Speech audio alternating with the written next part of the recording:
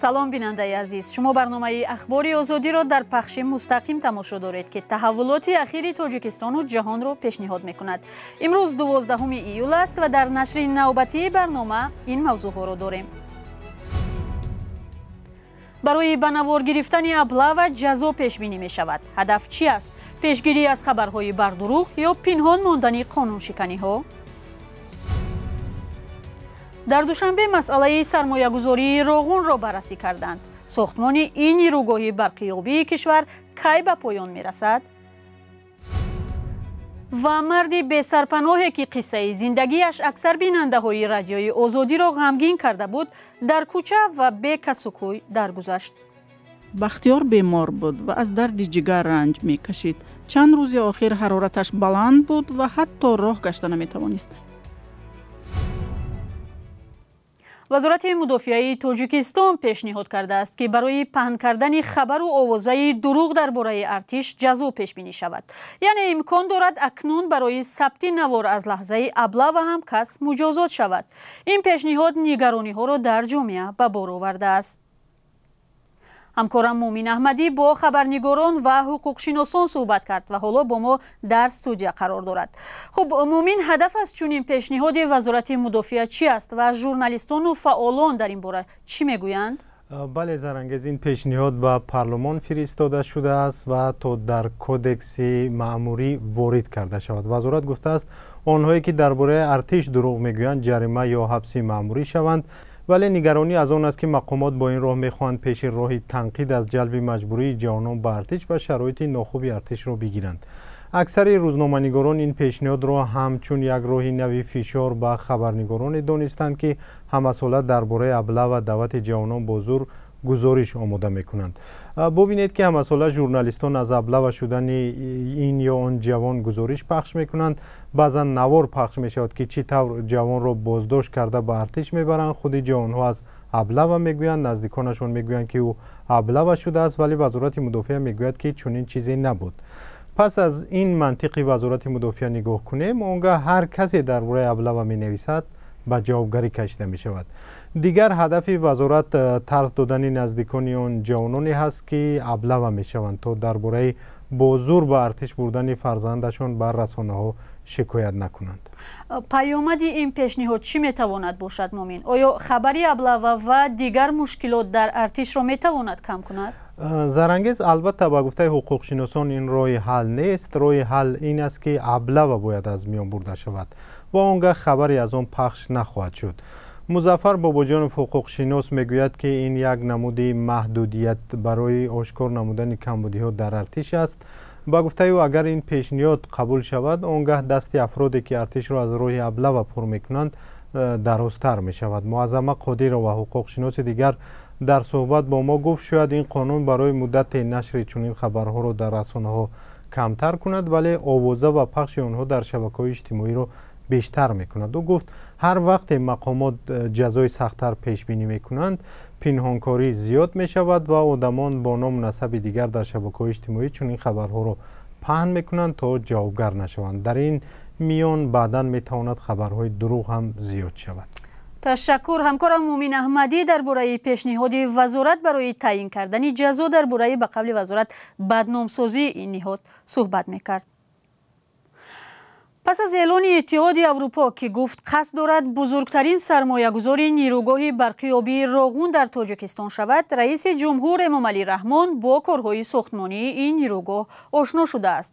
мавзӯи ҷалби сармоягузор ба роғун имрӯз дар нишасти хабарии вазорати энергетика ҳам баррасӣ шуд. мақомот гуфтанд ҳоло бо чанд ширкати аврупоӣ барои тавлиди чарха барои ин нирӯгоҳ гуфтушунид доранд.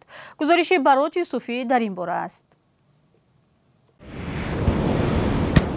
4 чарха ва ё агрегати баъдии нирӯгоҳи бунёдшавандаи барқи обии роғун тавлидоти аврупоӣ хоҳад буд. дар ин бора Ҷамшед Шоимзода, муовини аввали вазири энергетика ва захираҳои оби Тоҷикистон, зимни нишасти хабарии ин ниҳод хабар дод. феълан ба гуфтаи ӯ бо чанд ширкати аврупоӣ ҷиҳати тавлиди чархаҳо барои нирӯгоҳи барқи обии роғун гуфтушунидҳо идома дорад. гуфтушунидҳо бо чанд ширкатҳои истеҳсолкунандаи турбина идома дорад ва ҳамин замон як натиҷаи назар аст бо ширкати Войт Void австриягӣ дар дастрас расидааст ва ба фикрам ки натиҷаи сафари кӯраи рӯбари давлат ба шумо маълумоти бештар мерасонем. ду чархаи аввали нирӯгоҳи барқи обии Роғун дар Украина тавлид шудааст, аммо бо сабаби ҳамлаи Русия ба ин кишвар ва идомаи ҷангҳои шадид дастрас кардани таҷҳизоти нирӯгоҳ аз ин кишвар мушкил шудааст. Но, конечно же, это не только повлияло на... вале албатта ин вазъият на танҳо ба дастрас кардани кадом як таҷҳизот таъсир кардааст, ҳатто ба занҷираи содаи дастрас кардан таъсир гузоштааст, ба гароншавии маҳсулот расонидааст. ҳатто ба пастшавии нархи баъзе маҳсулот ҳам овардааст. ҳоло ду чархаи нирӯгоҳи Роғун мушаххас кор карда истодаанд. таъмири нақшавӣ баргузор мешавад. агрегатҳо бо чархаҳои муваққатӣ кор карда истодаанд. бо гузашти вақт иваз карда мешаванд.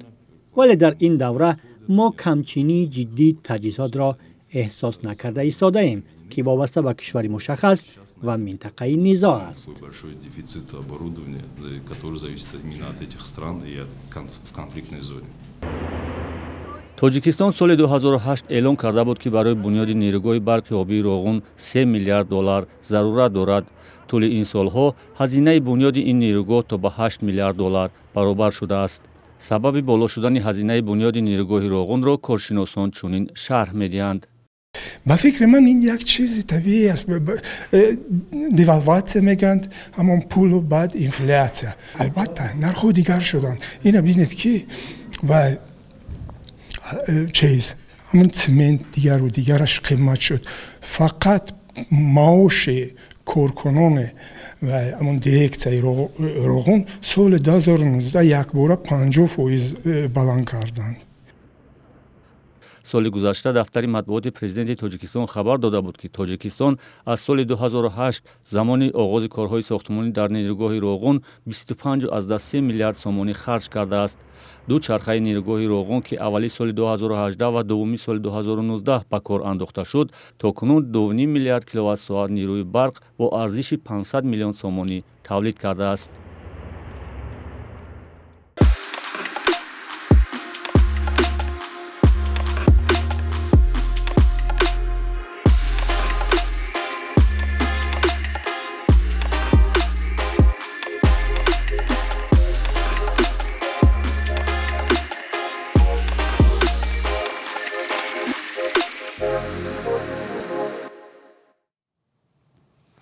дар 6 моҳи имсол аз Тоҷикистон ба Чин беш аз 2 тонна тилло содирот кардаанд, ки ба $128 миллион баробар аст ва 5 баробар бештар аз омори ҳамин давраи соли гузашта аст.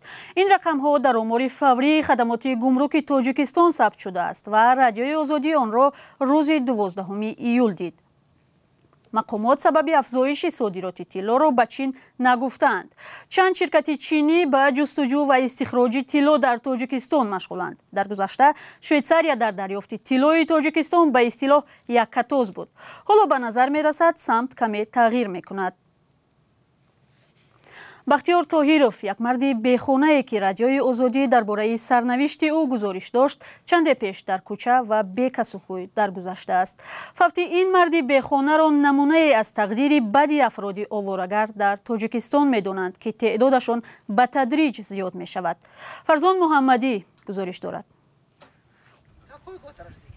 як ҳафта пеш дар канори истгоҳҳои нақлиёти наздик ба маҳаллаи 18-уми шаҳри Хуҷанд Бахтиёр Тоҳирови 44-сола фавтидааст.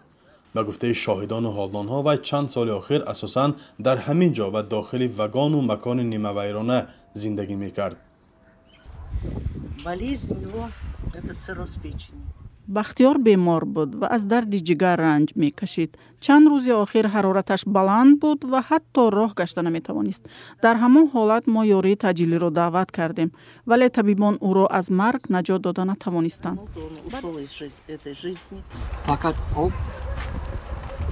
рак тамом, ичи дар кор нест. овқот метиҳад намехӯрад. хонаводар нест. ханам қадар бахлашка мешина миёрам мефурӯшам. бахтиёр Тоҳиров қаблан дар як суҳбати видеоӣ ба радиои озодӣ гуфта буд ки 8 сол пеш дар ҷустуҷӯи кори беҳтар ба маркази вилояти Суғд омада ва дар ин ҷо мондааст. ҳамсару 3 кӯдак дорад, вале барои хӯрондану пӯшондани онҳо имкон надорад. به نقل خود او وی کفشیرگر بود و مدت در نیروگاه سنگتوده نیز کار کرده است. بختیار در پی نابراری های کارش در کوچه مانده اساساً با جمع‌آوری ظرف‌های پلاستیکی روزگارش را می‌گذراند. دوستانش میگویند که وی خواهر و برادر داشت ولی از برگشت به نزد آنها خودداری میکرد. پس از نشر گزارش رادیوی آزادی درباره بی‌سرپناهان که بختیار یکی از آنها بود، کاربران شبکه‌های اجتماعی و مهاجران به یاریش شتافتند، اما باز زندگی پیشینش را اختیار کرد. Ну вот за одну неделю, вот прошлую неделю, 2 человека у нас умерли на улице. танҳо дар як ҳафта 2 нафар аз чунин ашхос дар кӯча фафтиданд. яке ҳамин бахтиёр ва дуюмин Алек ном дошт. бахтиёр зодаи Кӯлоб ва Алек аз Душанбе буданд. Алек дар соҳили баҳр ҷон бохт ва ҳамагӣ 26 сол дошт. мушкили онҳо дар он буд ки хеле зиёд арақ менӯшиданд. албатта хеле ҳайфи одам меояд ба чунин одамон, вале бояд инҳоро табобат кард ва ба зиндагии муқаррарӣ баргардонд. Во-первых, надо их лечить от алкоголизма. سازمان محلی دیار در آخر ماه سپتامبر سال 2021 با کمک بنیاد نوتابنه و اختیاریان شخصان بی‌سرپناه را در سوخت معین کرد و در میان آنها پرسش گذراند. تحقیقات آنها معلوم کرده است که در ولایت سوخت قریب 500 شخص بی‌سرپناه زندگی میکنند. مؤلفان تحقیقات میگویند 2 سال آخر تنها در شهر خوجند 30 شخص بی‌خانمان در کوچه و گرش‌ها و جایهای دیگر فوتیدند که سن میانه آنها 35 بوده است. فرزان محمدی، رادیو آزادی، شهر خوجند. و باز هم خبری ناخوش درباره با فاجعه انجام یافتن تلاش‌های آبازی در تاجیکستان. بنا به اطلاع مقامات در یک شبانه روز اخیر از رودخانه‌های کشور 4 جسد پیدا شده است. نجات بخشان روز 11 ایول از رودخانه وخش جسد مرد 40 ساله را بیرون آوردند که روز 9 ایول غرق شده بود. در دریای وخش همچنین حالا جسد دانشجویی را جستجو دارند که 20 روز پیش هنگام آبازی غرق شد. گزارش طاهر سفر را در این باره همراه می‌بینیم. از این بلندی سیدشاه غفورов جوان 22 ساله از ناحیه کوشانیان خود را به رودخانه وخش انداخت و دیگر بیرون نیامد. غواصان و ساکنان 20 روز است که او را پیدا کردن نمیتوانند. در یک ماه بار دوم است که در همین قسمت وخش جوانی غرق می شود. در یک ماه اخیر زیاده از 20 نفر در ولایت ختلان غرق شدند چون به گفته مقامات در موضع‌های خطرناک آبازی کردند. قانون درباره مسئولیت پدر و مادر را کمیته حالتهای فوق‌العاده میگوید مردم را از خطر غرق شوی آگاه میکنند ولی بی‌اعتنایی زیاد است.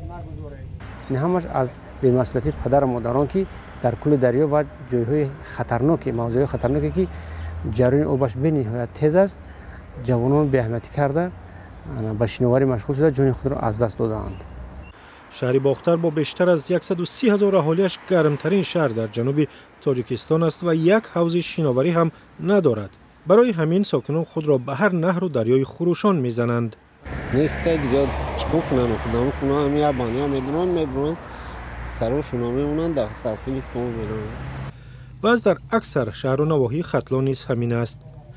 حوض شناوری تشکیل کرده شود خوب می شود که هم فرزندان ما شناوری را می‌آموزند و هم از بیهوده‌گردی و در کل دریاها در جاهای خطرناک در موضوع خطرناک شناوری کرده جان خود را از دست نمی‌دهند.